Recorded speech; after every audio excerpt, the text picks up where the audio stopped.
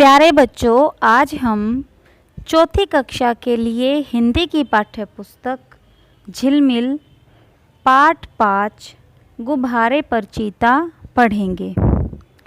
गुब्बारे पर चीता एक कहानी है जो मुंशी प्रेमचंद द्वारा लिखी गई है। इस कहानी को आप ध्यान से सुने और आखिर में जो क्वेश्चन पूछे गए हैं उनके आंसर करने की कोशिश करें।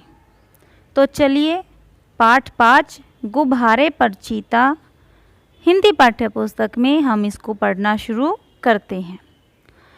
इस पाठ को करने के उद्देश्य हैं कि आप गुब्बारे पर चीता का अर्थ जान पाएंगे कि गुब्बारे पर चीता यानी क्यों। फिर पाठ में आए कठिन शब्दों का अर्थ जान पाएंगे और कठिन शब्दों को वाक्य में प्रयोग कर पाएंगे। और इसके अलावा पाठ में आए व्याकरणिक बिंदुओं को अच्छे से पहचान पाएंगे। तो चलिए इस पाठ को शुरू करते हैं। आ गया है। जिस तमाशे की आप लोग भूख प्यास छोड़कर इंतजार कर रहे थे वही बम्बई सर्कस आ गया है। अब मैं तो ज़रूर जाऊंगा, चाहे कोई छुट्टी दे या न दे। बलदेव सब लड़कों को सर्कस देखने की सलाह दे रहा है। बात यह है कि स्कूल के पास एक मैदान में सर्कस पार्टी आई हुई थी। सारे शहर की दीवारों पर उसके विज्ञापन चिपका दिए गए थे।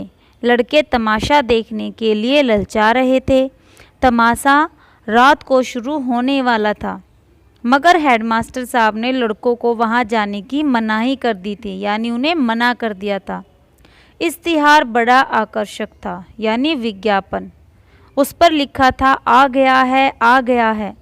जिस तमाशे की आप लोग भूख प्यास छोड़कर इंतजार कर रहे थे वही बम्बई सर्कस आ गया है। आइए और तमाशे का आनंद उठाइए।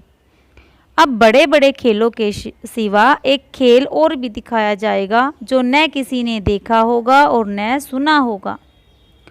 अब लड़कों का मन तो सर्कस में लगा हुआ था। सामने किताबें खोले जानवरों की चर्चा कर रहे थे, क्योंकि शेर और बकरी एक बर्तन में पानी पिएंगे और इतना बड़ा हाथी बैलगाड़ी पर कैसे बैठेगा। बैलगाड़ी के पहिए बहुत बड़े बड़े होंगे। तोता बंदूक छोड़ेगा और वन मानुस बाबू बनकर मेज पर बैठेगा। अब बलदेव सबसे पीछे बैठा हुआ अपनी हिसाब की कॉपी पर शेर की तस्वीर बना रहा था और सोच रहा था कि कल शनिवार नहीं इतवार होता तो कैसा मज़ा आता। बलदेव ने बड़ी मुश्किल से पैसे जमा किए थे। मना रहा था कि कब छुट्टी हो और कब भागूं। हेडमास्टर साहब का हुक्म सुनकर वह आपे से बाहर हो गया। हुक्म यानी आदेश। छुट्टी होते ही वह बाहर मैदान में निकल आया और लड़कों से बोला, मैं तो जाऊंगा, ज़रूर जाऊंगा, चाहे कोई छुट्टी दे या न दे। मगर और लड़के इतने साहसी न थे। कोई उसके साथ जाने पर राजी न हुआ। बलदेव अब अकेला पड़ गया, मगर वह बड़ा जिद्दी था। जिद्दी यानी हठी। दिल में जो भी बात बैठ जाती उसे पूरा करके ही छोड़ता था। शनिवार को और लड़के तो मास्टर जी के साथ गेंद खेलने चले गए।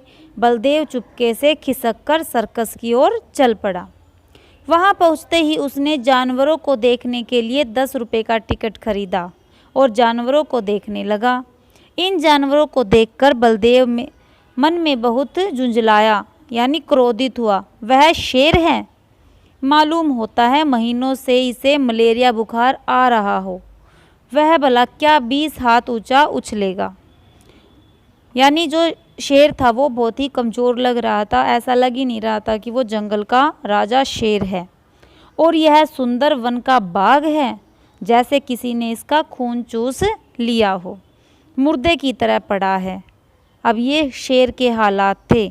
अब आगे देखिए, वारे भालू, भालू है या सुअर, और वह भी जैसे मौत के चुंगल से निकल भागा हो। अब भालू भी भालू जैसा नहीं लग रहा था। अलबत्ता चीता कुछ जानदार है और एक 3 टांग का कुत्ता भी। चलो उसे कम से कम एक चीता दिखा जो थोड़ी जानदार था और एक कुत्ता दिखा जो 3 टांग पर था। यह कहकर बड़े जोर से हंसा, उसकी एक टांग किसने काट ली। अब उसने दुम कटे कुत्ते तो देखे थे, यानी जिनकी पूंछ न हो, पैर कटा कुत्ता तो आज ही देखा है, और यह दौड़ेगा कैसे। अब 3 पैर पे कैसे दौड़ेगा कुत्ता। देखे, उसे अफसोस हुआ कि गेंद छोड़कर यहाँ आ गया, बेकार में ही सर्कस देखने आ गया। 10 रुपये भी गए। इतने में एक बड़ा भारी गुब्बारा दिखाई दिया। अब उसे एक गुब्बारा दिखाई दिया जो बहुत बड़ा था।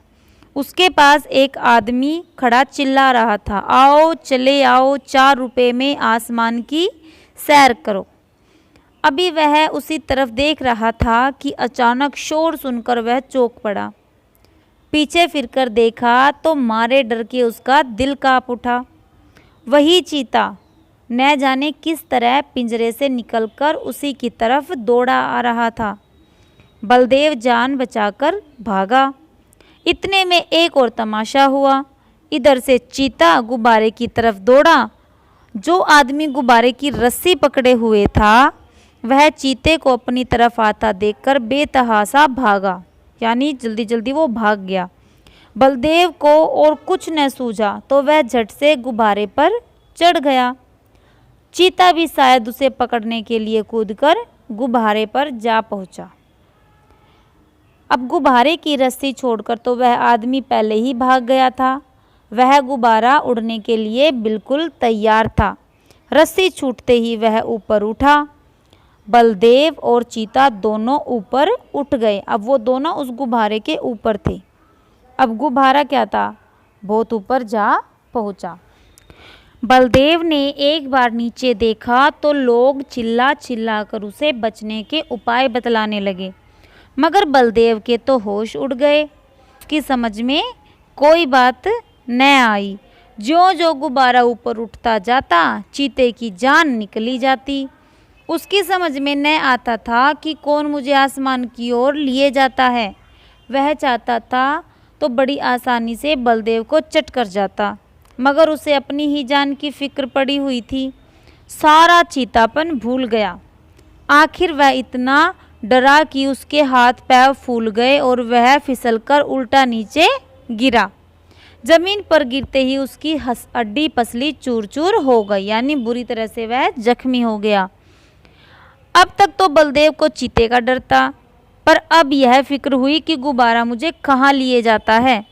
वह एक बार घंटा घर की मीनार पर चढ़ा था। ऊपर से उसे नीचे के आदमी खिलौनों से और घर घरौंदों से लगते थे, मगर इस वक्त वह उससे कई गुना ऊंचा था। एकाएक उसे एक बात याद आ गई। उसने किसी किताब में पढ़ा था कि गुब्बारे का मुंह खोल देने से गैस निकल जाती है और गुब्बारा नीचे उतर आता है, मगर उसे यह मालूम न था कि मुंह बहुत धीरे धीरे खोलना चाहिए। उसने एकदम उसका मुंह खोल दिया और गुब्बारा बड़े जोर से गिरने लगा। जब वह जमीन से थोड़ी ऊंचाई पर आ गया तो उसने नीचे की तरफ देखा। दरिया बह रहा था। फिर तो वह रस्सी छोड़कर दरिया में कूद पड़ा और तैरकर बाहर आया। कैसी लगी आपको ये कहानी। पाठ में आए कठिन शब्दों का अर्थ और सरल वाक्यों में प्रयोग। पैरगाड़ी। पैरगाड़ी क्या होती है, पैरों से चलने वाली गाड़ी। अब सर्कस में वन मानुस पैरगाड़ी चलाएगा। अलबत्ता। अलबत्ता का अर्थ होता है निसंदेह। वाक्य देखिए, अलबत्ता पहलवान जानदार था, फिर भी कुश्ती में हार गया। इंतजार। इंतजार होता है प्रतीक्षा। राम का इंतजार करते करते शाम हो गई, पर वह नहीं आया। अब पाठ में आए मुहावरों का अर्थ और वाक्यों में प्रयोग देखें। आपे से बाहर होना, यानी बहुत गुस्सा होना। राम की बात सुनकर मोहन आपे से बाहर हो गया। आगे, होश उड़ जाना, यानी डर जाना। पुलिस को सामने से आता देखकर चोर के होश उड़ गई। हाथ पैर फूल जाना, यानी बहुत घबरा जाना। चीता के अचानक सामने आने पर बलदेव के हाथ पैर फूल गए। सारांश देखिए। इस प्रस्तुति को देखने के बाद आपने समझा पाठ गुब्बारे पर चीता का अर्थ, पाठ में आए कठिन शब्दों का अर्थ, कठिन शब्दों का सरल वाक्यों में प्रयोग और व्याकरणिक बिंदु। अब आप मुझे बताइए, प्रस्तुत पाठ के आधार पर निम्न का उचित मिलान करें। इनका आपने मिलान करना है। आप दोनों साइड के शब्दों को अच्छे से पढ़ें और फिर इनका मिलान करें। प्रेमचंद कृत गुब्बारे पर चीता कहानी की घटनाओं को क्रमवार लगाओ।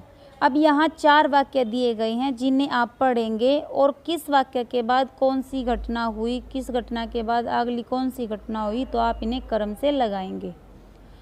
बैलगाड़ी के पहिए बहुत खालिस्तान होंगे। अब वो कैसे होंगे? 4 ऑप्शन दिए गए हैं, इनमें से आपने सही उत्तर छांटना है। अब लड़कों का मन खालिस्तान लगा हुआ था। 4 ऑप्शन हैं, तो लड़कों का मन कहाँ लगा हुआ था? इन चारों ऑप्शन को पढ़ें और यहाँ से सही उत्तर को छांटें। बलदेव कल सर्कस देखेगा में कर्ता कौन है? कर्ता होता है कार्य को करने वाला, जो वाक्य में जो काम है उसको करेगा। तो यहाँ 4 ऑप्शन है, इसे पढ़ें और सही उत्तर का चयन करें। अब यहाँ 4 जानवरों के चित्र दिए गए हैं और उनके नाम दिए गए हैं।